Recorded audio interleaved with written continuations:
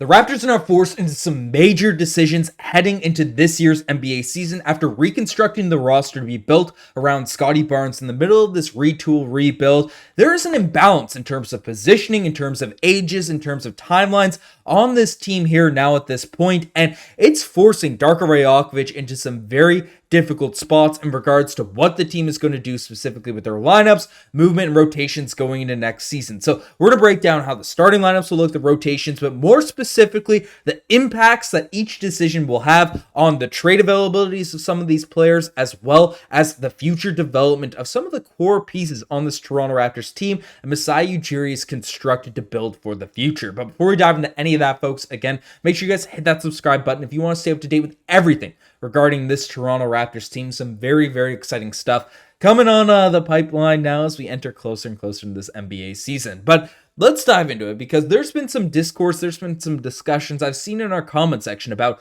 the rotations, the competitiveness of this team. This is what some of the recent videos have been about on this Toronto Raptors squad. But basically, who's going to end up starting for the squad? And this is something that popped up on Doug Smith's column out there in the Toronto Star. He weighed in saying that considering that they didn't address any of their front court size, he would project that Immanuel Quickley, Gradey Dick, RJ Barrett, Scottie Barnes, and Jakob Poeltl will be the starting unit. It's too small and put a heavy rebounding onus on Scottie Barnes and RJ Barrett, which is not something that is specifically in their wheelhouse, but that is his projected starting lineup. And I've seen this discussion. I've seen a lot of people really bring up who's going to be in the rotation for this Toronto Raptors team. What's really going to go on with the squad? Are we going to be really leaning into some of the vets? Are we going to throw Gradey Dick into the starting lineup now with Starboy Gary Trent Jr.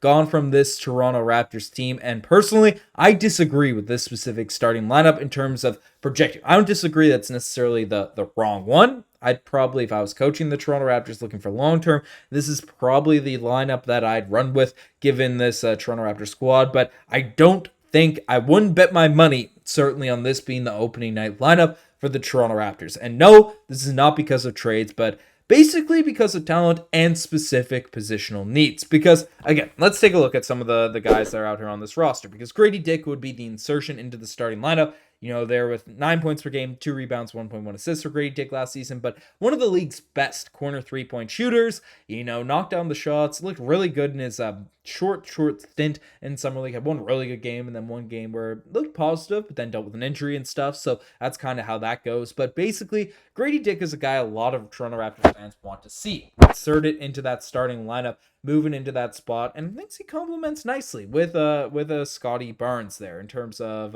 what he's able to provide out there in terms of lineups. If I can get the right stats, there we go. Scottie Barnes stats: 20 points per game, 8 rebounds per night, 6 assists. A slasher, a guy that did shoot for 34% from the three-point line, but having some more floor spacing for a player like Scottie, who's a very good passer, a guy that does most of his work driving the basket, getting to the rim, those drawing in the defense and then making good decisions. A guy like Gradey Dick, who could come out there and really do his thing in terms of knocking down shots, with that elite corner three shooting percentage, would be a nice compliment in terms of two guys to really insert into the starting lineup and then have out there and grow together. But as Doug Smith sort of put it, and a lot of people sort of say, one issue with this smaller ball lineup is, Gradey Dick, RJ Barrett, shooting guards. That's their natural position. So they'll be playing the 3 and 4, and Scottie Barnes is more naturally a 3, and he'd be moving up to the 4. And as you saw in the stats, Scottie Barnes, 8 rebounds per night, is a capable rebounder. He's certainly able to do that, but over the course of a season, when you have to play players out of position bigger than they have to, we've seen in past years where forwards would have to play the center position, right?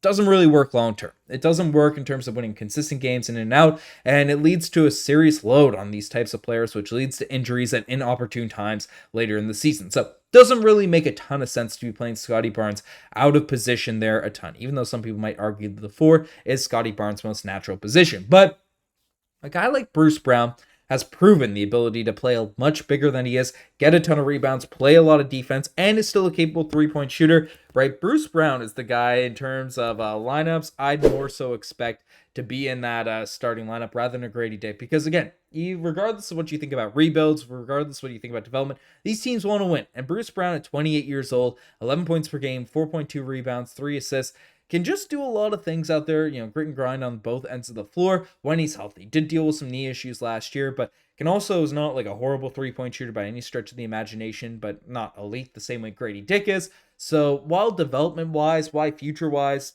Gradey Dick definitely makes more sense in terms of being inserted in there. Bruce Brown was re-signed. He was brought back by this Toronto Raptors team. The fact that he hasn't been traded indicates to me that they're going to try to use him. Like, it's a bad decision, objectively bad decision, and they can do this, and it's not bad if he comes off the bench. But if they just bury Bruce Brown on the deep bench, not getting a ton of run whatsoever, we kind of saw that for stretches last year. He's a role guy that plays better playing with better players. So you're hurting his trade value. You're giving him all this money to kind of facilitate different moves, facilitate different transactions. You let Trent Jr. walk because you accepted Bruce Brown here as one of those guys that could potentially net you a first or some type of value out there at this year's trade deadline, or maybe could be inserted into this team for the future. But I don't see a world where Gradey Dick, who, yes, is showing a lot of development, showing a lot of things, but Bruce Brown, positionally, rebounding-wise, grip-wise, can play more of that forward position, like an undersized forward. He's played power forward for the Brooklyn Nets in previous years. That he's going to be the guy that's moved to the bench, and Gradey Dick is kind of going to be inserted in the starting lineup, at least at the start of the season. And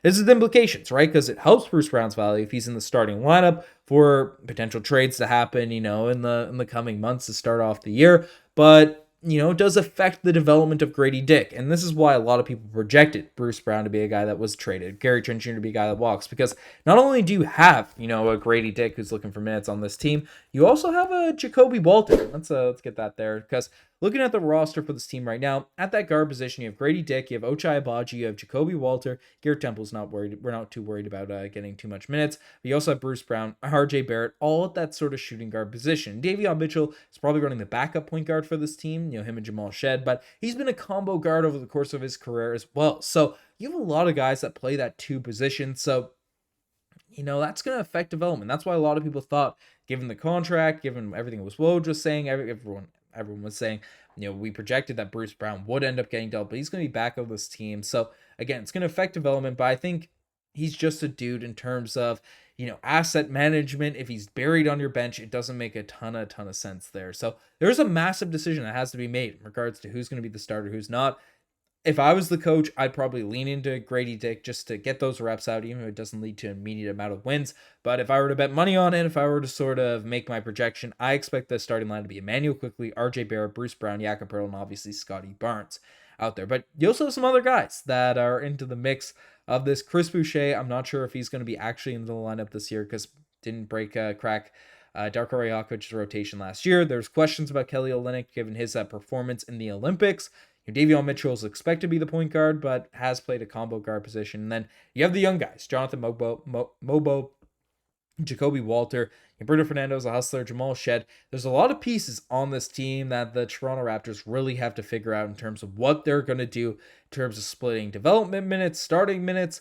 Then you have your two-way guys and Carlson. You have Ulrich Chomsche. You have pieces, man. You have a lot of guys that, again, I don't know if it necessarily means the Raptors can be super competitive going into next year, but players that should be getting minutes, should be getting some opportunities to really shine and blossom. So we'll see how it goes with this Toronto Raptors team. Let me know what you guys think about the direction of this Toronto Raptors group. The comment section down below. You guys are the best. I'm signing out.